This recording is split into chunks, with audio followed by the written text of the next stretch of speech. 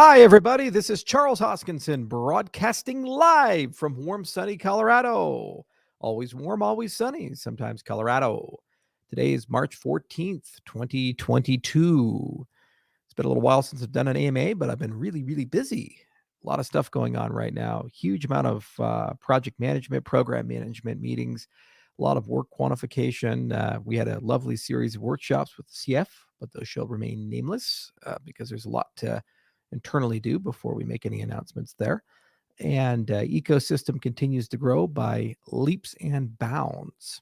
I think over 517 dApps are under construction. If you go to Cardano Nexus, CardanoCube.io, you can see, you could just see the remarkable ecosystem map and how quickly things are growing.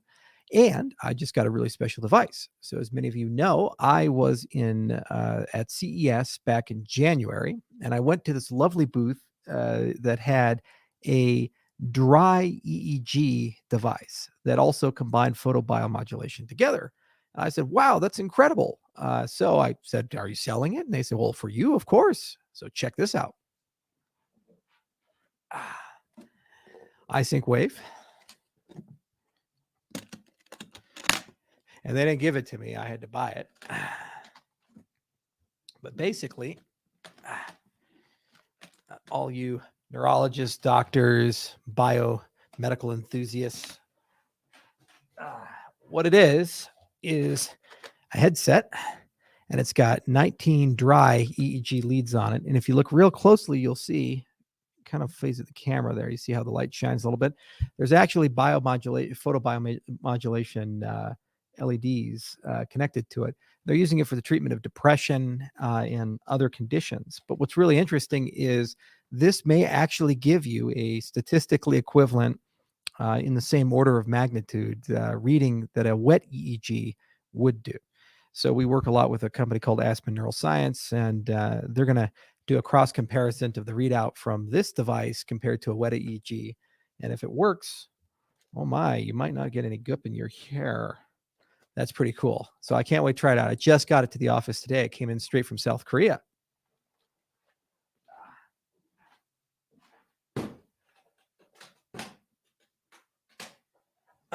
Okay.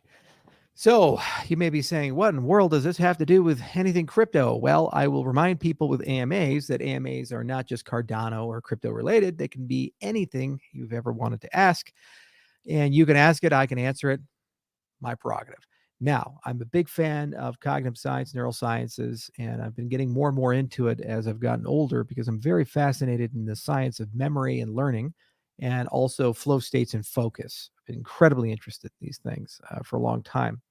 And what lately has been happening is if you look at things like the Neural Meditation Institute or other bodies, there's been a lot of research around, can you combine a medical device like an EEG or things like FNIRS with a meditation practice or a flow practice or altered states of consciousness, up to and including psychotropic experiences?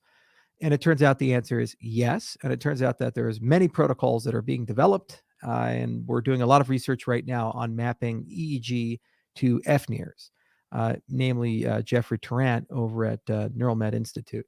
And once we have a good corpus, we'll probably figure out how to collaborate with the kernel guys, because Brian Johnson has some lovely people. I'm interested in this because it's the science of human performance, kind of like what Stephen Kotler does in flow research and these types of things.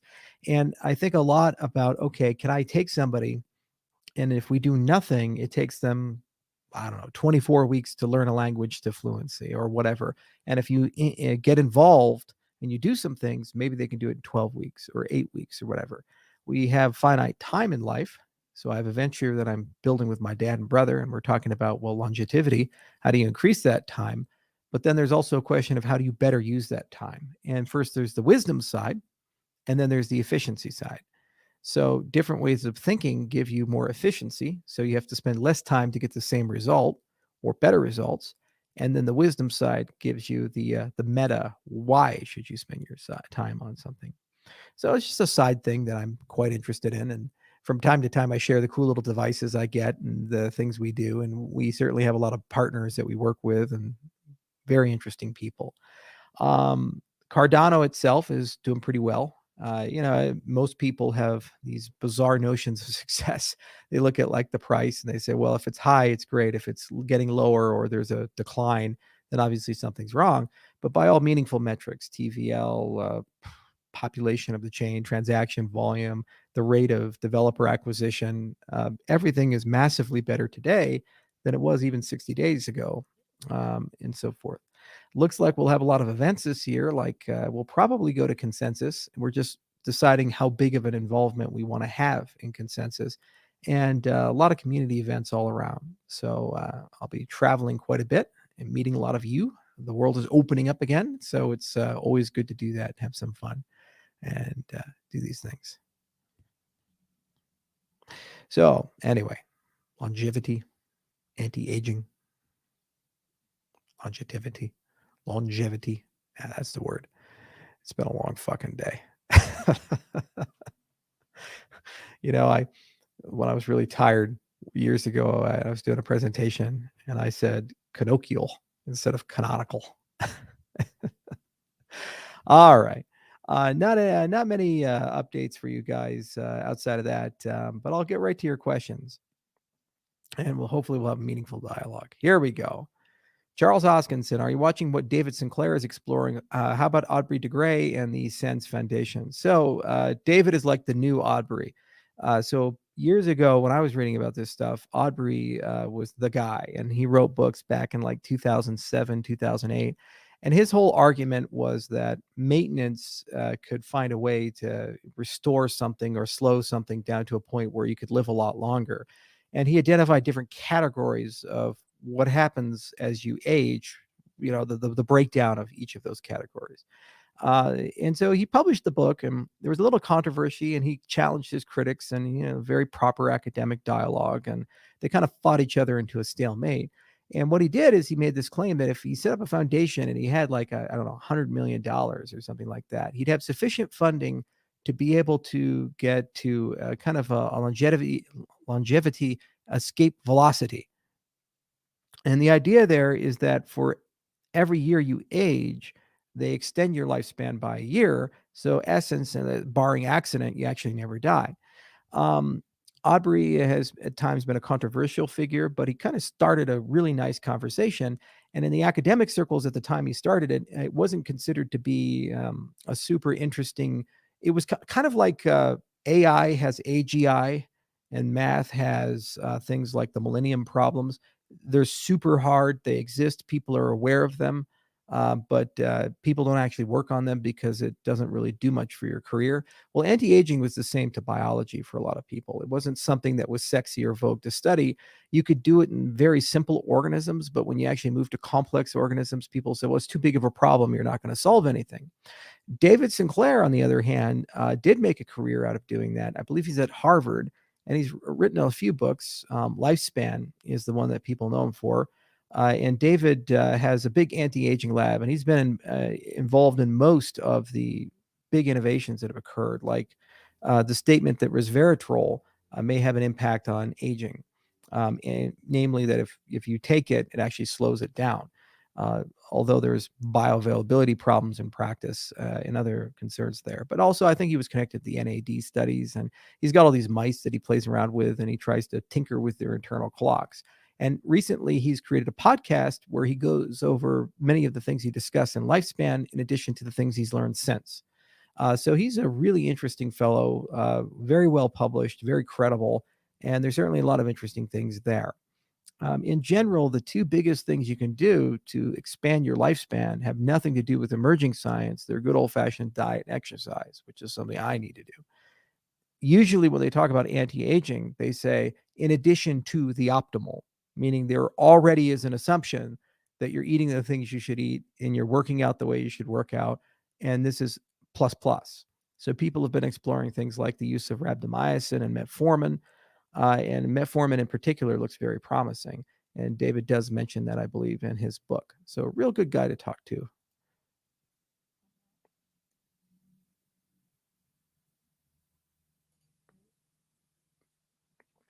What is the status of sidechains to build cross-chain dApps? Are really missing out massive dApp ecosystem. Well, Milkamada is about, and There's also Mamba project, and we should be able to make a meaningful update on Mamba at the end of the month. The last information I got, which was February, so I haven't checked up on that team in about 2 weeks, is that they were still slated for some form of a test net here this month. So I will get back to you guys on that. For those of you who don't know, Mamba is a BFT Ethereum sidechain for Cardano. How we started is a testnet disconnected, similar to Catalyst being disconnected. Build up an ecosystem there, test the ERC20 converter, get great benchmarks, optimize, get good code quality, and then it's part of a broader sidechains agenda.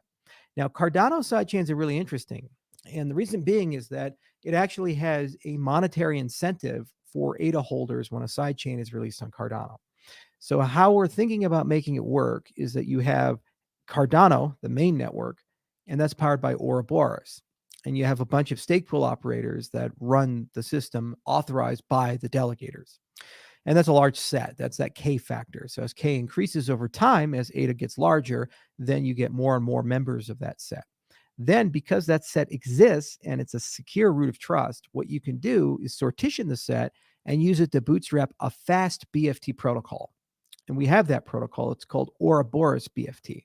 It's really cool. It's very simple. It's very lightweight. But then you can run a sidechain. It has the same security dynamics as the base layer, but you have fast finality and you have high throughput with that system. Now, if you have tokens in that system and it's bootstrapped, then those rewards for making those blocks also get paid to the stake pool operator. So let's say you have an ecosystem with 50 sidechains and 50 tokens and the main chain, then the stake pools would actually make 50 tokens plus ADA when they make blocks, assuming that they've been selected to participate in each of those quorums. So the more sidechains, the merrier for these types of things. As for TVL and these other things, I mean, it's early days. We've gone from 2 to over 250 million, and the majority of dApps seem to be backloaded towards the Vossel hard fork because they want to benefit from pipelining as well as the expressivity increases and expressiveness increases in Plutus. So I wouldn't worry too much about that. But again, those growth metrics are looking phenomenal. There's a spool up time when you create these things, and we're getting there.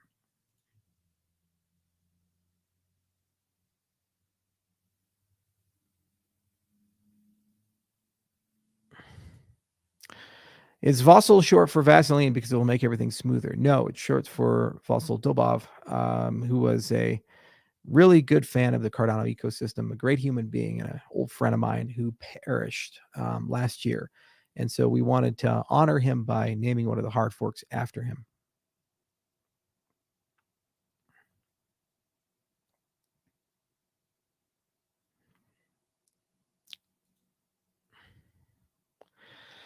Charles, what do you think about the EU possibly banning proof of work? Will Bitcoin and Ethereum take a hit? I mean, there's been certainly some conversations about it. It's puzzling to me because people in the proof of work world live in this bizarre reality where all the energy spent on Bitcoin doesn't seem to exist. It's as if we have unlimited energy and this is the best possible use case of it. They don't acknowledge that there's a high energy consumption. It's there, you acknowledge it. Now, they seem to conflate the idea that this is, in their view, useful or productive use of energy with the concept that we are at an energy deficit in the world. And what we're doing is we're taking the battery that millions, if not billions of years of vegetation gave us from fossil fuels, and we're rapidly expending that battery to power the entire world. We don't have a sustainable power grid. So we're running an energy deficit for production relative to consumption when you look at renewable to non-renewable sources. And part of that deficit now is the Bitcoin network. And so a lot of policymakers are saying, well, first we need to rebalance these things and make more or equivalent to what we spend. So we have a surplus or neutrality. So some form of renewable energy source. Okay. And energy enters the system all the time. It's called the sun. And at the same time, we also need to conserve large energy expenditures. So people go, for example, to the concrete business, and because it's a huge consumer of electricity, or the metallurgy people, so the steel people, these types of things. They say, you guys consume aluminum, same huge amounts of electricity, massive amounts of power to do what you do. from the whole cycle in the supply chain. We need to find a way to reduce that and make what you do more environmentally friendly. So that's what regulators do to industries. So then you look at the blockchain business and you see Bitcoin and Ethereum and Cardano and Solana and all these other things, and they do some things. And then there's a question of efficiency behind the things that they do. The problem with maximalism is what they do is they say it is incomparable what they do. So even though Cardano and Bitcoin are both UTXO-based systems, both have deflationary monetary policies, both process transactions and move value, both use cryptography, and both are functionally cryptocurrencies, what the Bitcoin people do is say proof of stake simply does not work. Everything on Cardano is an elaborate proof of perpetual motion scam, and it's a plutocracy controlled by central bankers or whatever the latest argument is. In other words, we're not legitimate. We don't exist. We should be ignored. And now, if that argument doesn't stand, then they run into a very inconvenient truth. You have system A that uses more power than Ecuador, and system B that uses the power of a warehouse, and one is better, faster, and cheaper, mine. So that's a problem. Okay. So this is one of those uncomfortable conversations with the European Union while they talk about proof of work. And they say, okay, well, if you have two industries within an industry, if you have two approaches and one is massively more energy efficient than the other, the one that's not has to justify itself in some way.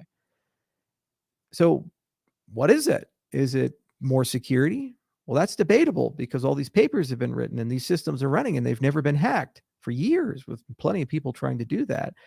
Is it in some way more efficiency, or it's more egalitarian, or it's more decentralized, whatever that means? But we have no index for decentralization. So I think it's premature and bad for the EU to ban proof of work, but it does bring in an interesting conversation, which is the European Union, by just asking the question, forces many inconvenient, uncomfortable conversations to come into play. What if a usable proof of work exists? We've written a paper for that. So does that matter? Maybe we have to move from useless to useful. Would it being a distributed computer actually, instead of just a Rube Goldberg machine that wastes electricity, would that make people feel better?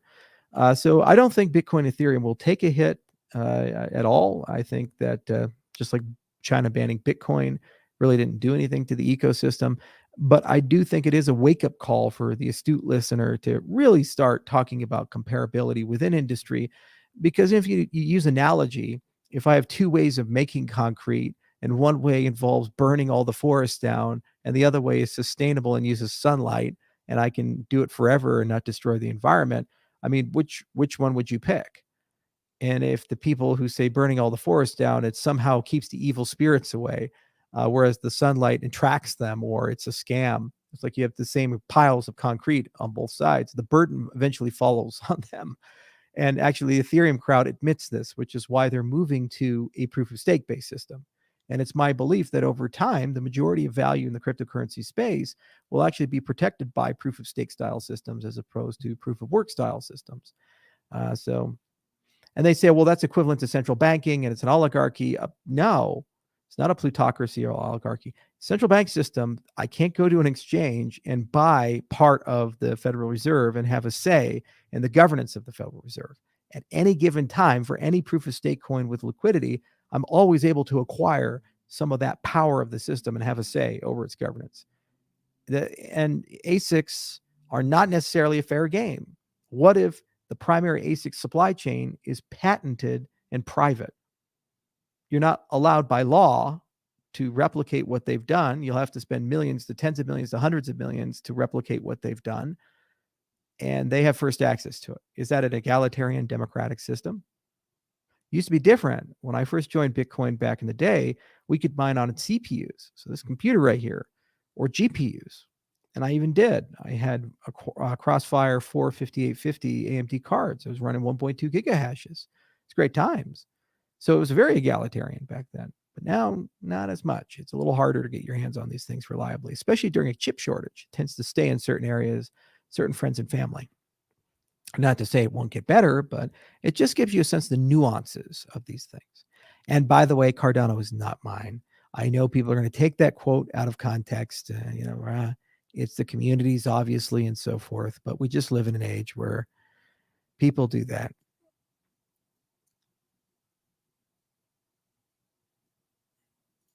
And this is just an example of people. So how many more years are you going to drag on with your vaporware project, publishing more and more useless papers before you go to prison? 7-day wait time for your decks, by the way. These are the people. This is our space.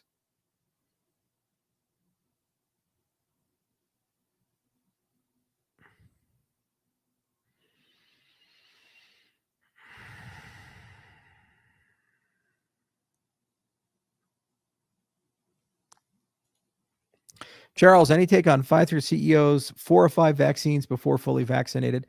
I'm no longer considered vaccinated. I have 2 Pfizer shots. I've gotten COVID twice. You'd think that I'm no longer a vector, but apparently, according to Pfizer CEO, I'm unvaccinated and a threat and dangerous. Every time they inject somebody, they make $35. It's pretty fucking sad. I have noticed, though, that the minute that I started saying, hey, we should change the way we do things with COVID, the level of personal attacks has really gone up. Yeah, maybe it's a false correlation, but it seems to be a universal for everybody. Joe Rogan, others. Just a side note, who knows? Strange days.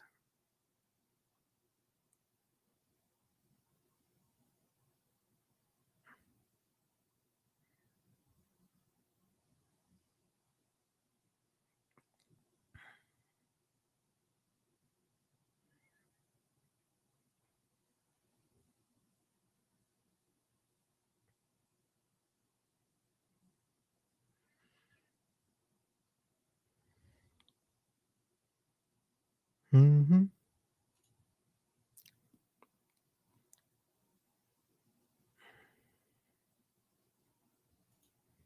Charles, why is Hedera so much better? Did you read their white paper?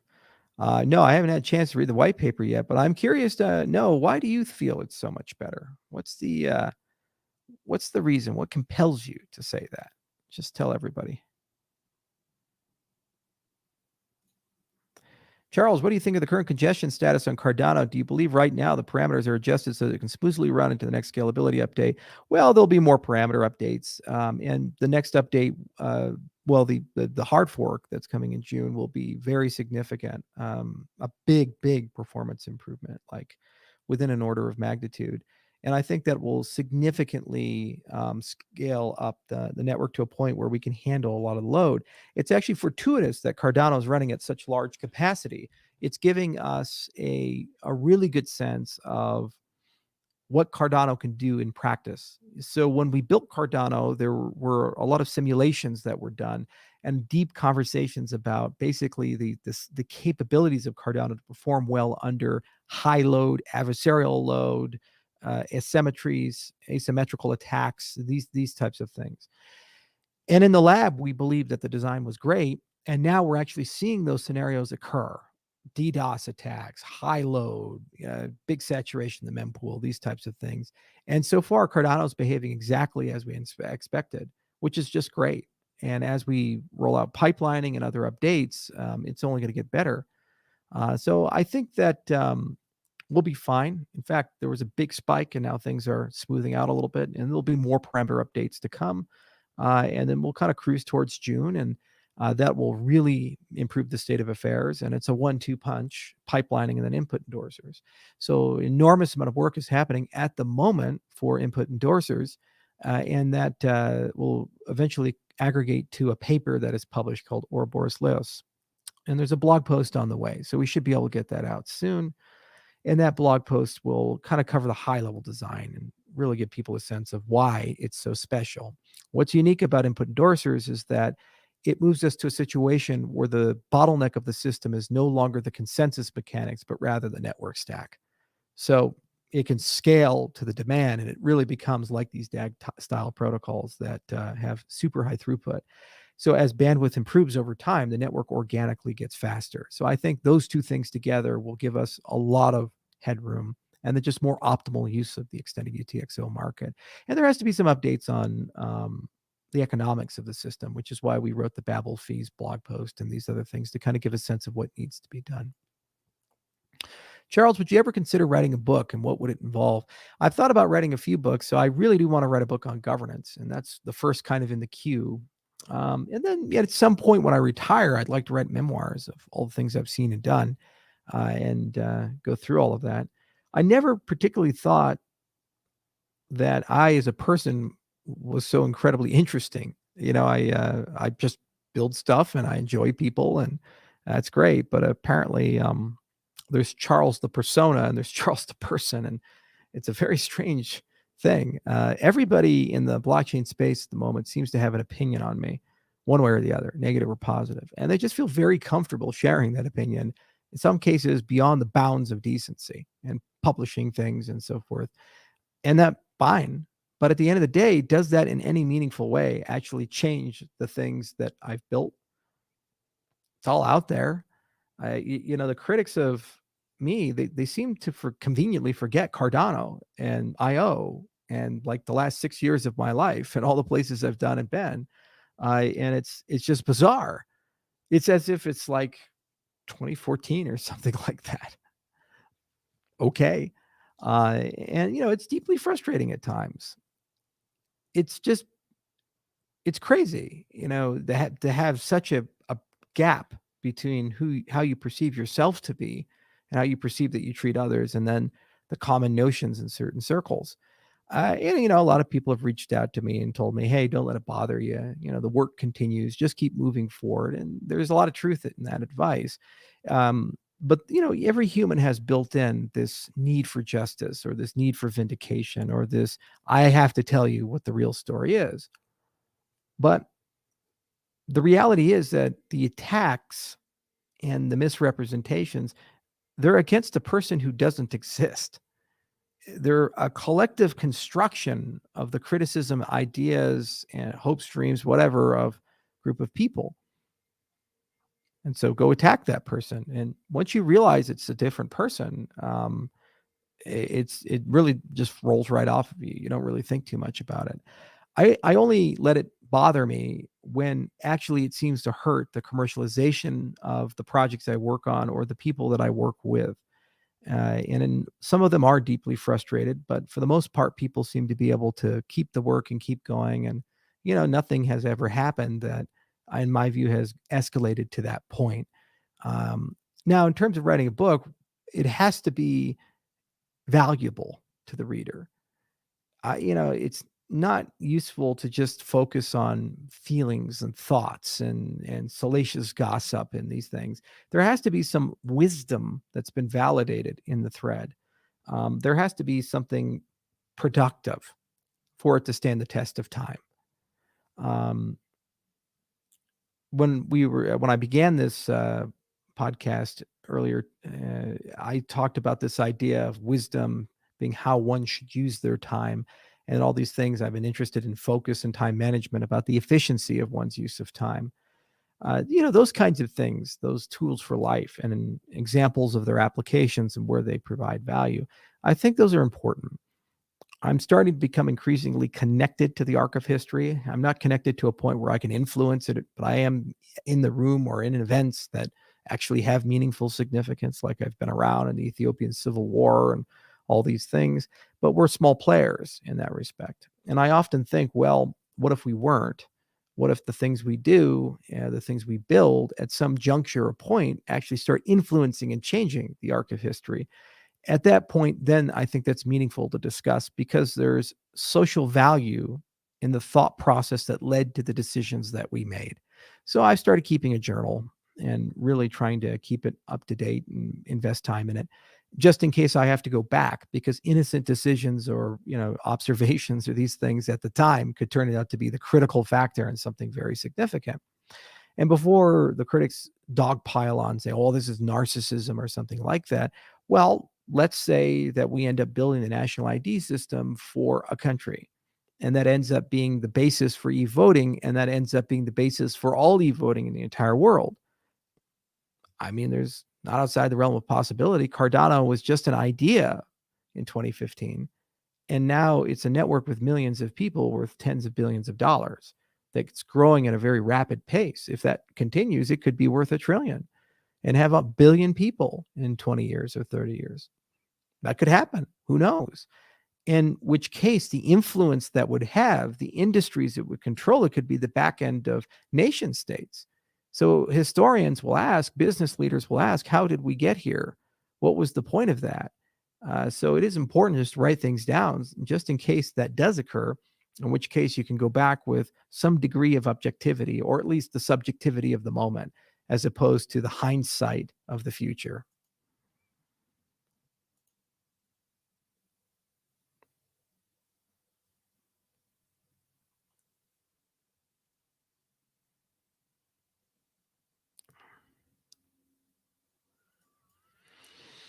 Charles, I would like to hear your thoughts on the future of smartphone software. Will we see non-proprietary OSs becoming popular? It would be good if we had a Linux of smartphone.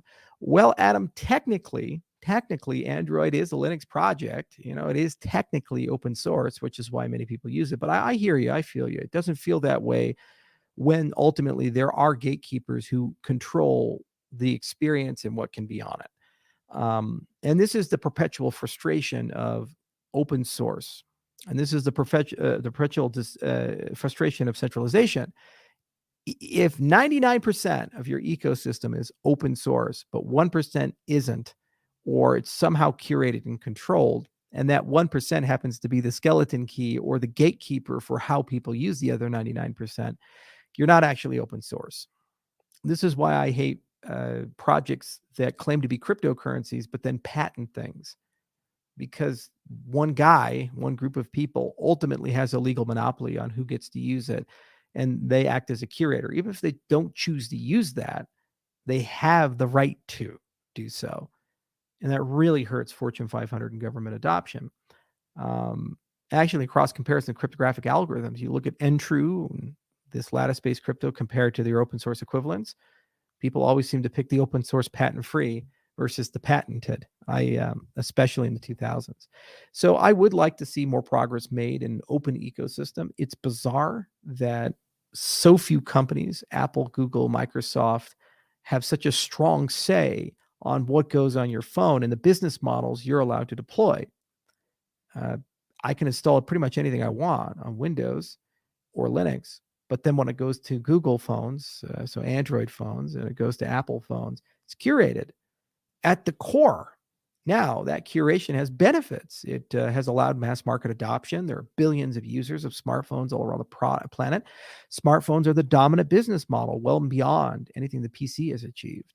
So it seems like that curation is socially acceptable, but it has the consequences of mass wholesale transfer of power to the few. I would like to see an open phone. There's been a lot of projects that have attempted this. There's been a lot of people trying to create diversity in the phone space. People have ported Ubuntu to the phone. There have been people to try to build varieties like Silent Circle. There are OSs, for example, Copperhead OS, these types of things that exist. And I've kind of followed along, and I know all the guys. We run into each other every few years at different cryptographic or security conferences, and they always try to tell me this is the year that people are going to pay attention and wake up. A Libre phone is an example of that. It even has little hardware switches on it that allows you to like turn off the camera and turn off the microphone and other things with a hardware disconnect, so it can't be hacked into. And unfortunately, that whole industry is just not where it needs to be. So it is what it is, and we wish the best, but that's a problem I can't solve. I'd like to, because Cardano has to run on infrastructure, and if it's running on proprietary or curated infrastructure, actually it means it's a cat and mouse game where either you allow all the features of Cardano, or whatever gets deployed on that proprietary platform has to be in some way sanitized, as we've seen with MetaMask, for example, and some of the decisions they've made recently.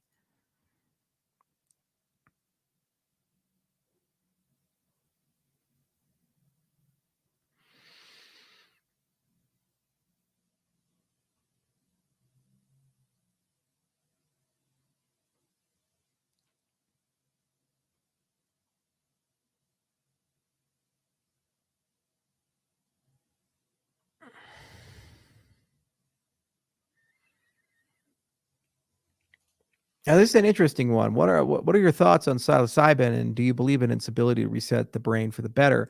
So, psilocybin is the chemical that causes you to trip when you eat a magic mushroom. And for a long time, people just thought it was some sort of club drug in common culture, like the hippie drug. But it turns out it's been used for thousands of years by shamans and cultures for all kinds of rituals and for healing. And lately, Roland Griffiths and others have been studying it. And there's a great series of experiments at Johns Hopkins that are looking at the application of this substance for the treatment of PTSD, depression, and other maladies of the mind. And it turns out that the clinical evidence is they're more effective than the drugs that people are using. So what it does is it messes with your default mode network. And if you're really curious about this, there's a great book from Michael Pollan called How to Change Your Mind. And if you don't want to read the book, then just Google him and Joe Rogan and listen to the podcast with Michael Pollan. And that podcast really covers what he discovered by researching psychedelics. Now, interestingly enough, some of the things the Neural Meditation Institute and others are looking at is if one was using guided meditation with an EEG, could you enter into the same clearing refresh that the refresh of the default mode network is achieved via psilocybin? And the answer is yes, surprisingly. So you might not actually have to take a psychedelic to achieve the same things a psychedelic achieves. So that's an emerging area of research, and it's quite exciting.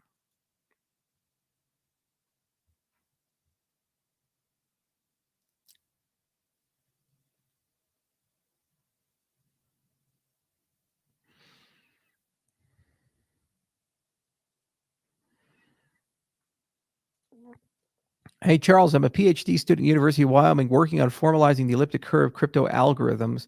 Can I intern with IOHK this summer? Well, give me a little bit more information. Are you in the master's or the PhD program in the computer science department? And who is your supervisor? So reach out to your supervisor, have him reach out to the department chair and come to us. I'd be very interested in the formalization of elliptic curve crypto. In particular, we are looking at pairings. Um, there's a lot of different frameworks. You can write a verified implementation, and there's a language called Jasmine, which came out of India, which is really interesting and useful. There's also like Easy Crypt and these other frameworks, but I'm really interested in how exactly you're approaching the formalization and how do you even write a specification? What elliptic curves are you looking at? Is it like the Bitcoin curve, SEC P256K1, or like twisted Edward curves, the ED25519, which is the one we use, or is it like BLS? It's an interesting topic to me. Now, I will warn you that Project Everest and other projects in industry have not really yielded great results when people try to formalize crypto. Yawa has also approached this. They even wrote a framework called Cryptal. And Cryptal was, again, an attempt to basically start talking about crypto in a more formal way. And also, how formalized do you want to be on the stack? So you can have a correct by construction high level language, but when it compiles down to bytecode, is the bytecode isomorphic to, or I guess bisimilar would be the term, to the top code? And you are using a certified compiler for that. So what is your root of trust in the formal chain when you do these things? So that's a really fascinating topic, and you might be getting yourself into an endless river where you really can't say much. If you do want to formalize something, I would, if I were you, instead of looking at particular all elliptic curve crypto, maybe it would be useful to take a look at a particular form of elliptic curve crypto. One I'm very interested in is the crypto of Jao, JAO. He's out of, I think, Waterloo or University of Toronto, one of those two. It's in Toronto. And he's doing something called super singular isogenies. Now, this is a particular class of elliptic curve crypto, and I'm very interested in it because it appears to be post quantum. And you may be able to have your cake and eat it too. Most of the post quantum stuff is very inefficient and has very large key sizes and signature sizes, which make them not suitable for use in cryptocurrencies. But if you could get elliptic curves at elliptic curve prices, but be post quantum, that would be super interesting. It would be really interesting to see a bridge and show that the proofs in Zhao's papers are actually compatible with the ideas that Shor had. It's a very hard problem, but it's probably PhD solvable within a 2 to 3 year time period if you have the right advisor and you do the right things. And it would be incredibly useful in evangelizing, popularizing a very exotic form of elliptic curve crypto. Building general purpose, usable, verified implementations of elliptic curve crypto. That's probably 500 to 1,000 man years of research and work that needs to be done. So that's something a team of cryptographers would spend 3 to 5 years on, maybe 10 years on. Just as an example, a verified microkernel, the SEL4 microkernel project, which was written in Haskell and Isabella, was 10 years of work. And this is, in my view, probably the equivalent amount of complexity. So reach out to your advisor and have them reach out to me. Everybody at University of Wyoming knows me, so they can easily send me an email through the comp sci department. I assume that's where you're at, because the math department doesn't do any formal methods. They don't even have a number theory program. But anyway, just have them reach out to me, and we can certainly talk offline.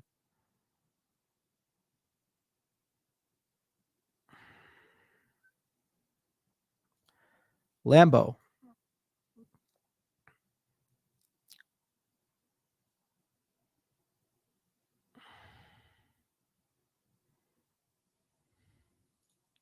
Shout out to Crypto Buff. Well, I've never met him, but good to meet you, Crypto Buff, and shout out. Thanks for all the hard work.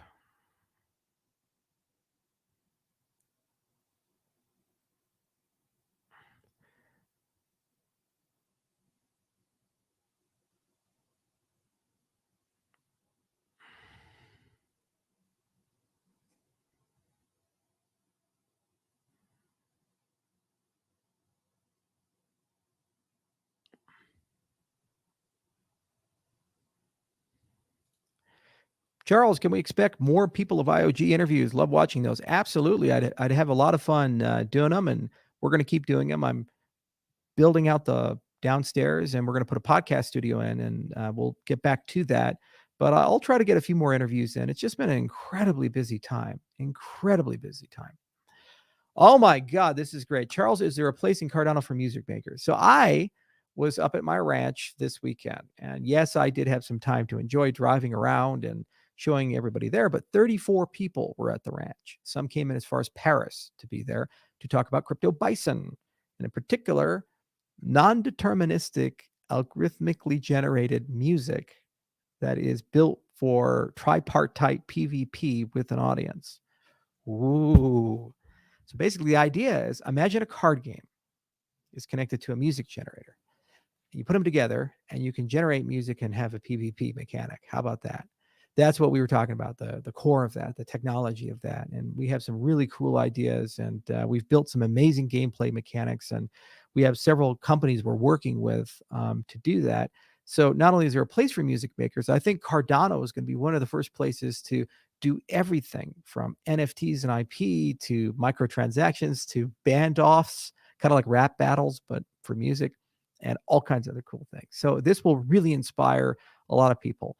So I can't say too much more about it, but I will tweet at some point. I asked Tim to do this, a video of a song we built together using just dice and cards, and then inputting that into a system. All of those will be digitized in the final product. But yeah, there's definitely a place for it.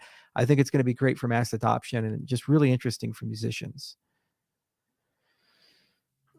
Charles, why, if you're a huge proponent of FOSS, do you use an OS like Windows? I do. I use Windows, Linux, and Mac OS, and iPad OS and Android. I use all the operating systems. I'm not one or the other. I do use Linux extensively, especially things like Cubes OS and Ubuntu are two. For high security applications, I use Cubes, and for general purpose stuff, I use Linux. I'm going to start doing a lot of stuff in data science the second part of this year, and I'm probably going to do all the programming of that in on Ubuntu. I used to use Linux extensively because I used to do a lot of work with Sage, and Sage has a Python-like syntax, and Sage works best on Linux, and LaTeX also works best on Linux. So all that work involved that. But you develop habits, and there are certain things Windows is just really easy with. But lately, Windows has not really been as compelling as it used to be back in the XP days and so forth. And you can do everything you want on Linux. And I find myself using tablet OSs like Android OS and iOS far more than I'm actually using the desktop stuff outside of the getting productivity, getting stuff done.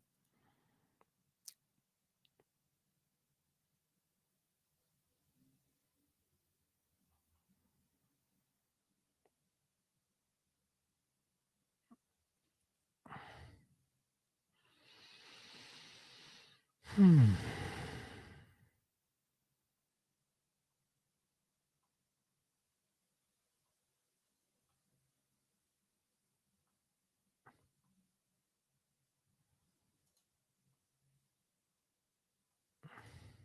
Favorite cigar, the Arturo Fluente Hemingway.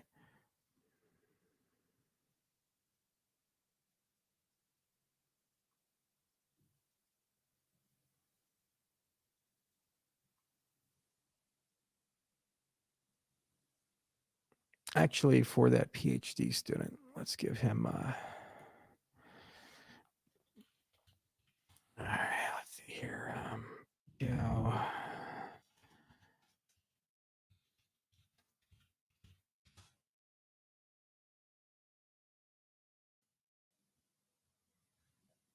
Here we go. Yeah, 122 citations. Yeah, here we go. So I'm gonna.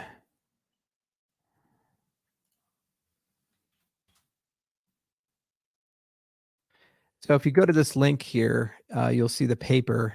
Sorry, I have to type it all in, but the title is a post-quantum digital signature scheme based on supersingular isogenies.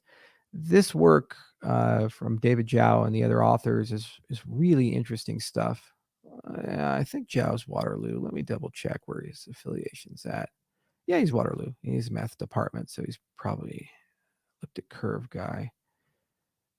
Yeah, he went to Harvard.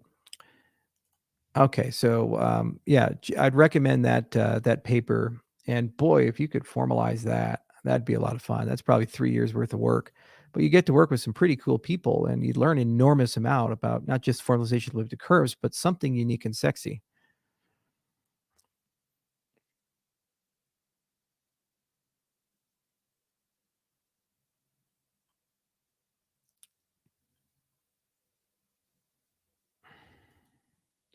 Have you read "Changing the World Order" by Ray Dalio? You know, he's a bit pro-China for me, but I will read it. People keep throwing it at me.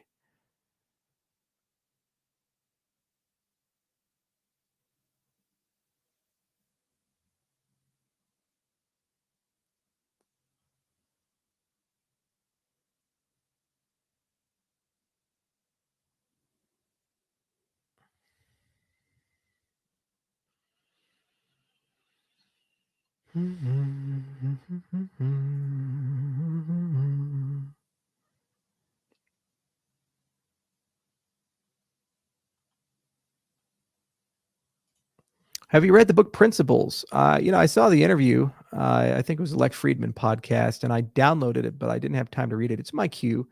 I have a queue more than 60 books long to read, and I'm like, ah, I wish there was more time. This is why I'm so interested in accelerated learning, because I'd like to be able to read like 5 books a week, but I can only read one, and people give me more books than I have time for.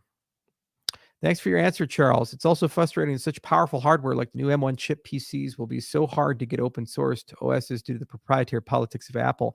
Adam, that's actually a huge concern. There was a lot of value with the Wintel monopoly in that the separation of the hardware maker from the software maker meant that the hardware maker's incentive was to get the hardware to work on as many platforms as possible to maximize sales. The vertical integration of this means that the hardware should only work on one OS. That's really tricky, and that's bad, and actually, I hadn't thought of it until you mentioned it, but yeah, that's a huge problem. A lot of MacBooks run Linux operating systems, and if the M1 doesn't play nice, that's gonna be super hard, and we could run into some sort of weird ass black room and black box engineering of drivers and things like that. It's not even clear to me how you would do that with the M1. The problem with the M1, for those of you who don't know, is it's everything together. So normally a CPU, a GPU, memory controller, memory, and other logic, they tend to be separated.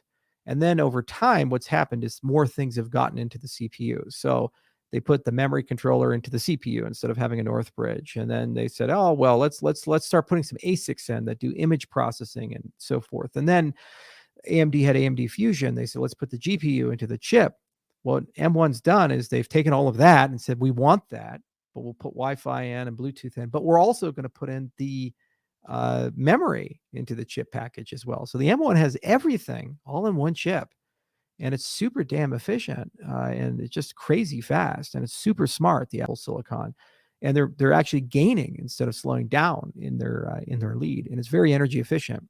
Copy the big little core architecture that Qualcomm and others have made so popular. I guess ARM in general made popular, where you have different processing cores. Some are lower efficiency and do less, but they use considerably less power. So that's the little, and some are for high performance tasks, and you have sets of them.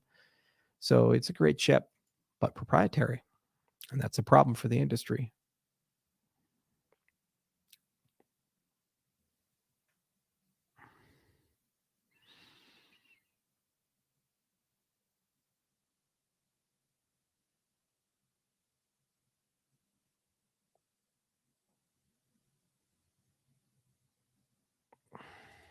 Any WASM coming to the stacks?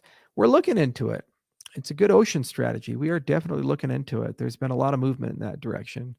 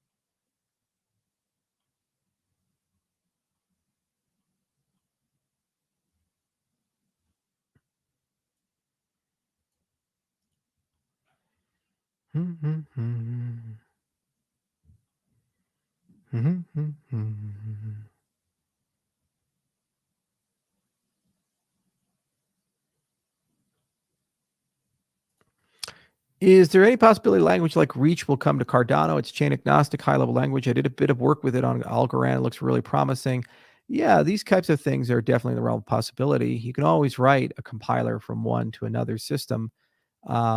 We use slightly different accounting models, but I do think it's possible. And I think there may even be a Cardano project for that. I'd have to look into it. Charles, is that fireplace electric? It is electric.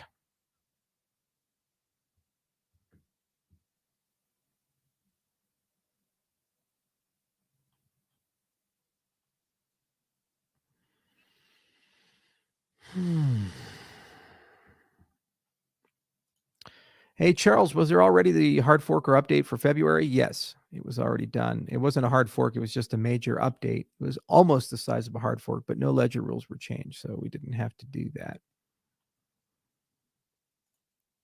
Thank you for asking, Eli. How are you doing today, sir? I am incredibly tired, a bit worn down, and frankly, a little disappointed, but I'm okay. Favorite MCU character? Iron Man, Doctor Strange.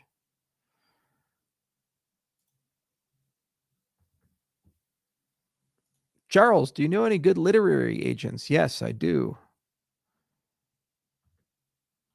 I assume that's your question to ask if I need an agent, and I assume you probably are an agent.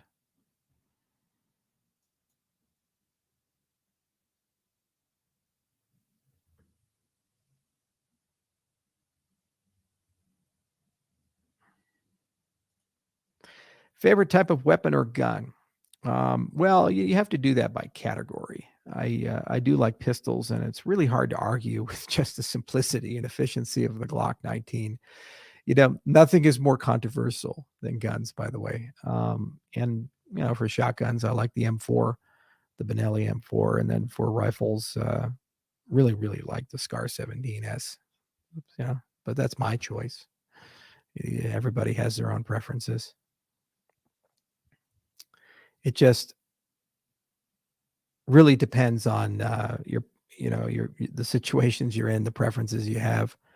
But that's a good spectrum. You'll probably have a good experience regardless of what you're trying to do, whether it be trap shooting or home defense.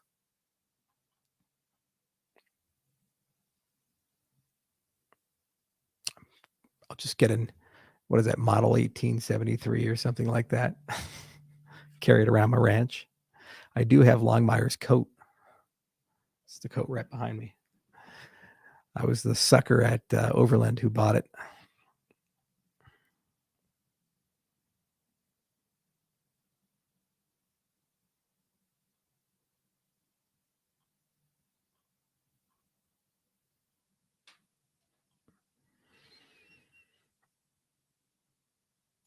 Hi, Charles. I'm looking to leave law enforcement. Do you need a bodyguard, a holder, if that helps? Well, Mike, we're hiring, actually. I do have a security detail.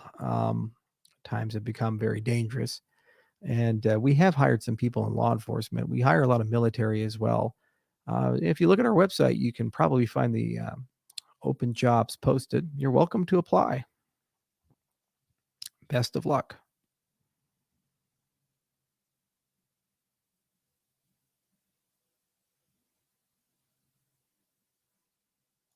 See your heart at work. Yes, communicating with the people in the Cardano ecosystem is one of my jobs.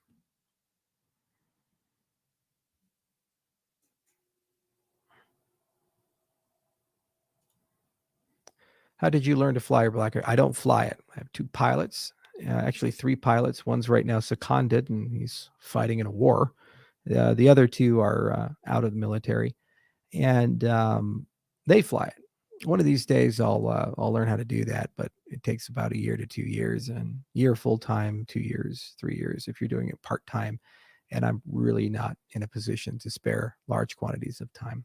But it's a lovely aircraft. I really do enjoy it. You can do things with the Black Hawk that's pretty crazy, like this 0G ascent goes up a bit and then drops down, and people float. The maneuverability is incredible. Got it because I'm a rancher and I needed something that could transport a large group of people, but also something that could be used for firefighting. At my ranch last year, there were 6 major fires in the area, and they're quite difficult to fight. Black Hawk, especially if you upgrade it with a Lima engine, it has enough lifting capacity to really do damage on fire. And if you have great pilots, they really enjoy these really dangerous missions. You get a normal helicopter pilot and you say, go fly into that fire and dump some water on it. They're like, I don't know, man. I need some hazard pay for that. You get a Black Hawk pilot and they're like, yeah, that's great. Let's go do that. Let's have some fun. But I do love it. Having a hell of a time with the FAA, though. It's in a restricted category, so we're still trying to figure out what to do there.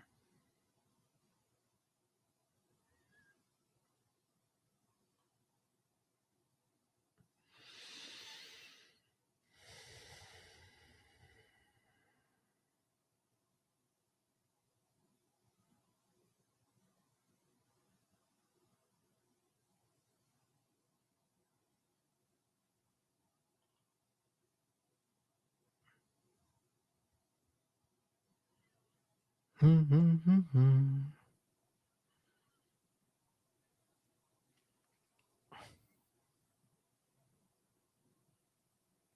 Mm-hmm.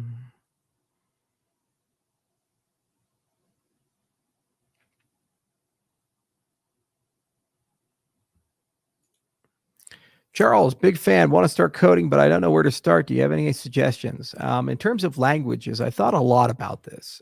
Python is probably the best beginner and high utility language. Probably a close second is JavaScript.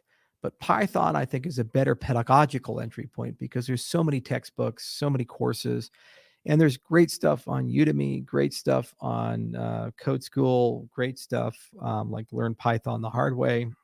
Thousands of curriculums out there. You'll never be disappointed. There's even a course from MIT on introduction to computer science, and it's taught in Python. And there's just so much free pedagogy there, and you can do everything in it. It's a really good starting point for coding. And then if you want to learn computer science, it's a good entry point to move in that direction. There used to be more debate, but I think it is kind of the universal language to start with.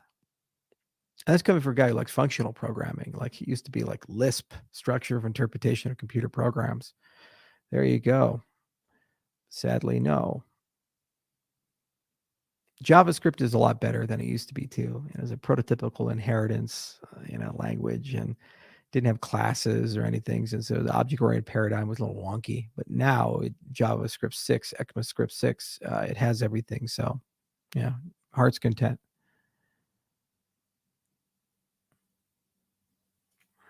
Charles, will you use Starlink for your ranch? No. What I did is I blasted out a 1.5 mile road up to a mountaintop. I built a 30-foot microwave tower and trenched out a fiber optic cable from the tower down to the ranch structures. So I get gigabit internet at the ranch.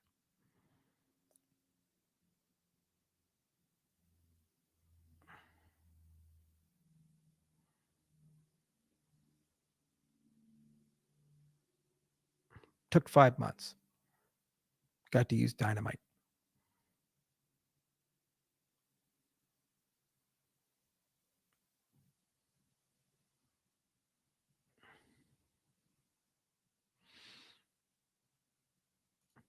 Why don't you just install sprinklers? That's probably less expensive than a Blackhawk.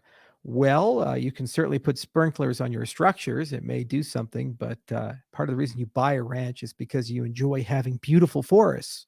And if they all burn down, then you have just charred down trees. Think about that, sir.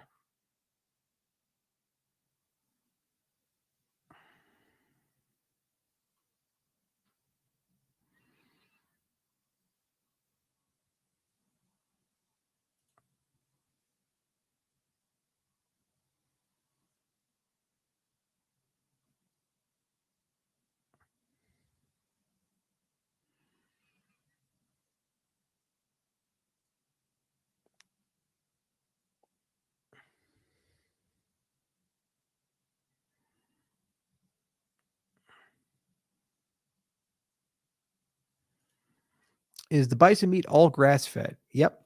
They graze all year.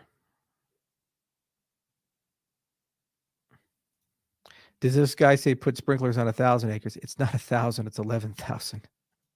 It's too big. You put them on the structures too.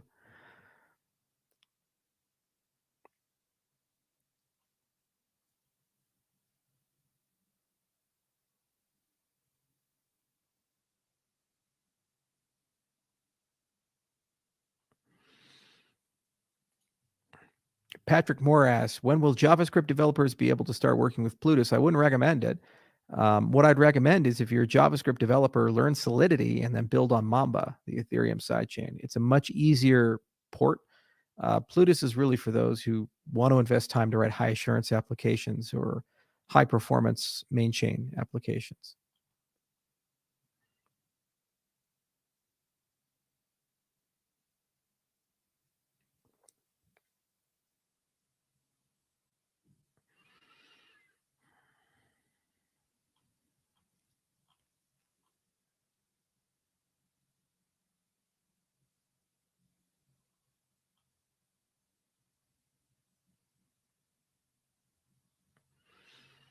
All right, let's do one more, then I'm going to go home. Mm-hmm.